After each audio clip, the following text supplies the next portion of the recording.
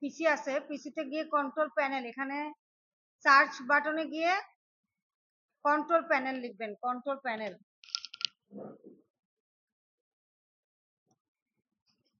Control প্যানেলে গিয়ে প্রোগ্রামসে যাবেন, প্রোগ্রামস। এক একজনের ক্ষেত্রে এক এক রকম থাকতে পারে।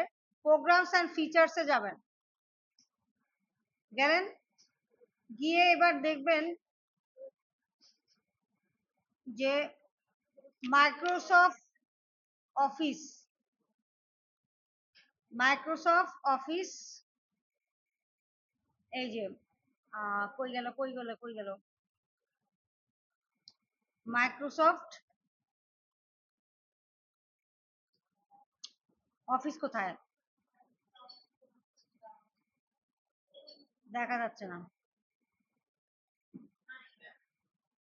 নাই, মানে মাথা খারাপ হয়েছে, নাই। এই যে মাইক্রোসফট অফিস 21, মাইক্রোসফট অফিস, এটা কত ভার্সন আছে? মাইক্রোসফট অফিসের ভার্সন যদি 2013 থেকে 16 থাকে, তাহলে আপনি আমি যেই যেই ফিচার্স দেখাইছি সব ফিচার্স আপনারা পাবেন না, ঠিক আছে? এটা ওল্ডার ভার্সন। যদি 21-এর 19-এর নিচে যা আছে, 2017, 18 যা আছে সবই ওল্ডার ভার্সন। আপনাকে অবশ্যই 2021 মানে 19 থেকে তার উপরে 26 পর্যন্ত যা আছে যে কোনো একটা ভার্সন ইনস্টল করতে হবে। না হলে ওই যে আপনি কিছু কিছু ফিচার্স, যেমন ধরেন ওই যে আর্থ মুভ করে, 3D মডেলস, হ্যাঁ, এগুলা পাবেন না, বুঝতে পারছেন? 19 থেকে 21, যাদের 19 থেকে 21-এর মধ্যে আছে বা তার উপরে আছে তাদের ক্ষেত্রে কোনো ঝামেলা নাই। বাট যাদের 13, 16, হ্যাঁ এরকম আছে, 17, তাদের এটা চেঞ্জ করতে হবে, তাদের এটা কি করতে হবে? চেঞ্জ করতে হবে। চেঞ্জ করবেন কিভাবে? আমি আপনাদের যে ড্রাইভ দিয়েছি, আপনাদেরকে একটা ড্রাইভ শেয়ার করছি না, এই ড্রাইভে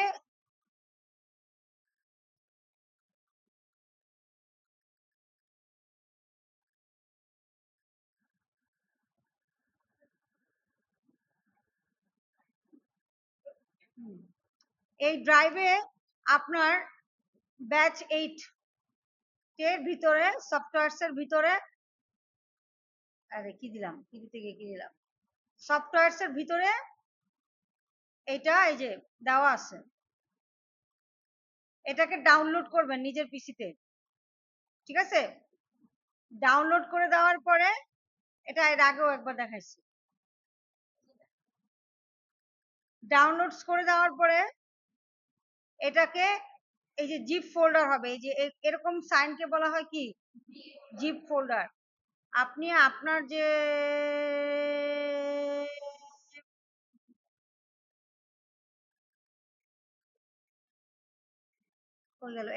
এই যে জিপ করা থাকবে, হ্যাঁ, ওটা ডাউনলোড করার পরে ড্রাইভ থেকে যখন এটাকে ডাউনলোডে ক্লিক করবেন, এটা ডাউনলোড হতে থাকবে।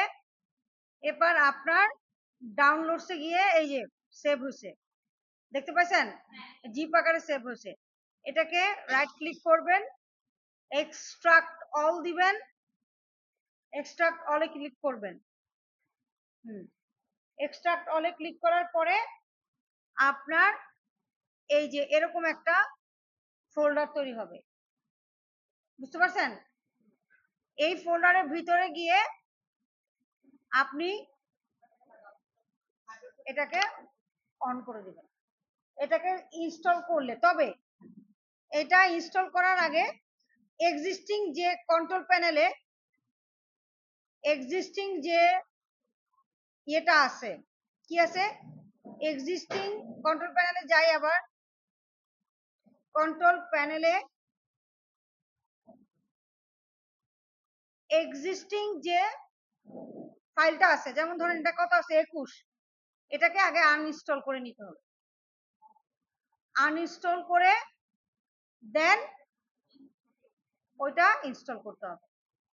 এই যে মিম, আপনি তো জানেন না কিভাবে কি করতে হয়, একটু আগে দেখাইছি ক্লাসে লেট, আমি নিজেই আসছি 12:30টায়। সিস্টেমটা হচ্ছে আপনি প্লাস সাইনে ক্লিক করবেন, ফাইল যদি হয় ফাইল আপলোড করলেন, আর ফোল্ডার আপলোড করতে হলে যেমন ধরেন কালকে যে কাজটা করাইছি সেই ফোল্ডারটা আপলোড করব। তাহলে কি করব, কত কালকে ছিল 6/4, এই যে তাহলে 6/4কে সিলেক্ট করলাম, আপলোড করলাম, এটা আমার কাছে থেকে গেল। ঠিক আছে, মানে আপনার ফাইলটা বেশিক্ষণ লাগে না, 2-3-4 মিনিট লাগে, আপনার ফাইলটা আপনার কাছে থেকে গেল। আপনি যে কোনো সময় প্রয়োজন হলে সেই ফাইলটা নিয়ে কাজ করতে পারবেন। ঠিক আছে, আর আমি তো এটা আপলোড করে নিলাম। আমার কালকে কাজ করাটা যেটা করছিলাম সেটা যদি আপনারা দেখতে চান, এই দেখেন এখানে কাজ করা কাজটা দেওয়া আছে, কাজটা করে দেওয়া আছে, প্লাস এখানে ফর্মুলাস গুলো দিয়ে দেওয়া আছে। সো যারা কালকে ক্লাসটা করেন নাই বা মিস করছেন তারা এখান থেকে দেখে দেখে, বা আপনারা অনেক সময় ভুলভাল সূত্র লেখেন, ফর্মুলা লেখেন, ঠিক আছে, মিলে না, বাসায় গিয়ে প্র্যাকটিস করতে গেছেন দেখবেন যে সূত্র মিলে না। ঠিক আছে, তো সেক্ষেত্রে কি করবেন, আমার যে কাজটা করা থাকবে সেই কাজটা থেকে দেখে নেবেন যে আমি কি প্রপার সূত্র দিচ্ছি কিনা। ঠিক আছে, সবগুলো এক্সেলের সূত্র এবং ফর্মুলা, মানে মেইন কাজ মানে আমার করা ক্লাস ফাইল এবং ফর্মুলাস যেটা আমি লিখি আর কি, সেটা দেওয়া থাকে, দেওয়া হয়। তো আপনাদের তো অনেক ব্যস্ততা, অনেক ব্যস্ত লোকজন আপনারা, যার কারণে আপনারা নিতে পারেন না। ওকে, দেখেন আজকের কাজটা মোটামুটি কঠিন, আবার সোজাও আছে। ঠিক আছে, সো আমি এটুকু শিওর থাকেন, আমি এখন যে কদিন সময় পাবো ঝড়ের বেগে আগাবো, রকেটের বেগেও আগাইতে পারি।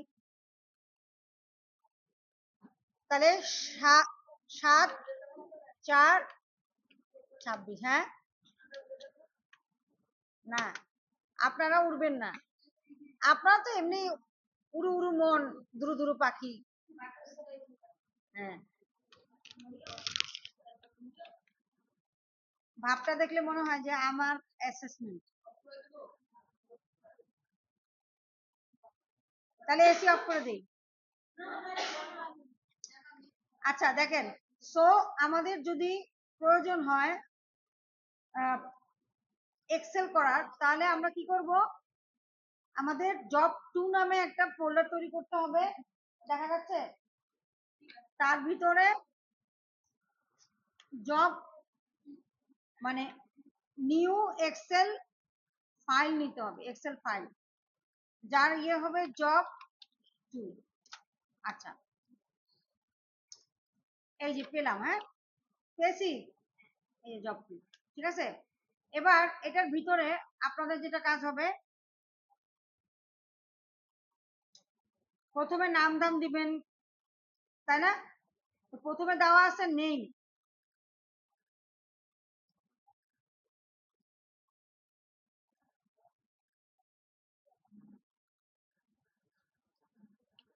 সিরিয়াল নং, ঠিক আছে, তারপরে হচ্ছে নেম,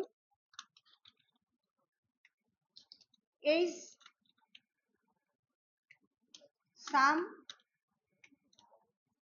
অ্যাভারেজ,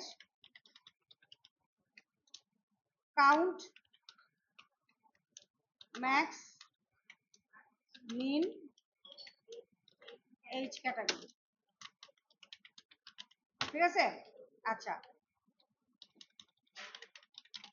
ওকে, তাহলে এখন যদি দেখেন আমি কিন্তু আগে এই বর্ডার মর্ডার কিছু দিইনি, আমি আগে কি লিখছি, লেখাগুলো তুলে নিচ্ছি, মানে হেডিংটা তুলছি, তারপরে 1 দিব, 2 দিব, তারপর কি করব 1-2 কে ধরে টান দিয়ে 6 বানাবো। ঠিক আছে, আচ্ছা নাম,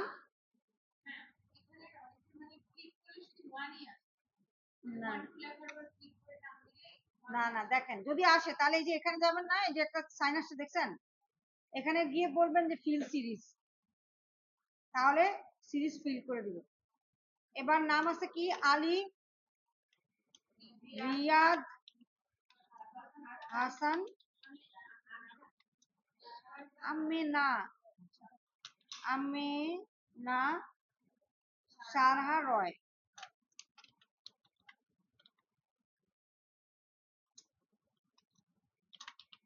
ওকে, আচ্ছা এখন আপনার যে কাজ সেটা হচ্ছে এইজ, এইজ রাইট, আমি একটু জুম করি,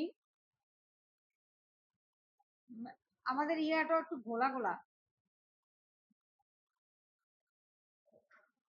তাহলে এরা ঠিক আছে।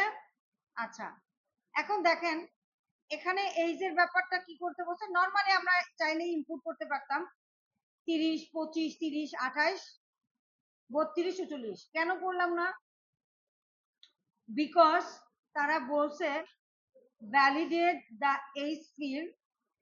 ভ্যালিডেট করা মানে কি, ডাটা ভ্যালিডেশন করা, ভ্যালিডেট করা মানে কি, ডাটা ভ্যালিডেশন করা।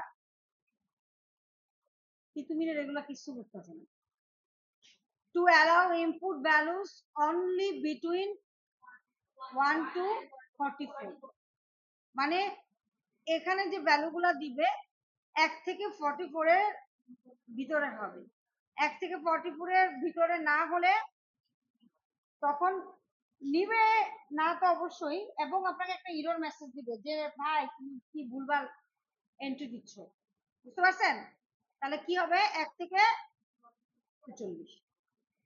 ওকে, তাহলে কিভাবে কিভাবে দেব, দেব হচ্ছে কিভাবে করে জিনিসটা, ঠিক আছে। আমরা গতদিন আমরা একটা ফর্মুলাস নামে একটা তৈরি করছিলাম না, ম্যাগনিফায়ার দিলে সমস্যাটা কি জানেন, এই যে ম্যানেজমেন্ট করাটা যায় না। আচ্ছা তো আমরা, আপনাদের লাগবে না, আপনারা হচ্ছে নিউ টেক্সট ডকুমেন্ট, এটা ফর্মুলাস নামের একটা ফাইল নেন, নেওয়ার পরে এখানে কালকের গুলো নিয়ে আসি, ফর কি, ফর মার্কস না, for age right, for age. তো সেটার ক্ষেত্রে আমরা কি করতে হবে, প্রথমে আমরা কোথায় যাব, পুরা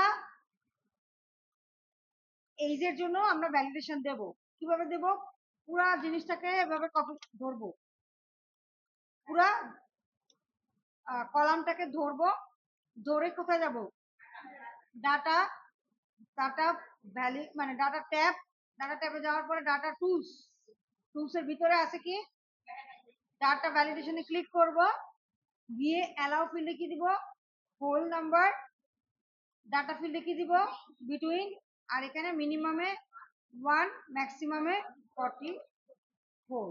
ওকে দিলাম, দেওয়ার পরে এবার আমি আরামসে যা যা ভ্যালু আছে বসাবো, কোনো এরর মেসেজ পাইনি কেন, 30, 25 মানে 1 থেকে 44 এর মধ্যে পড়ে, আমি যদি 0 দেই এরর মেসেজ দিচ্ছে, দিয়ে দিছে, মানে এটা তাদের নিজের টুলসে এরকম অনেক কিছু বলবে, মানে প্রশ্ন করছে আর কি যে 1 থেকে 44 এর মধ্যে দেন।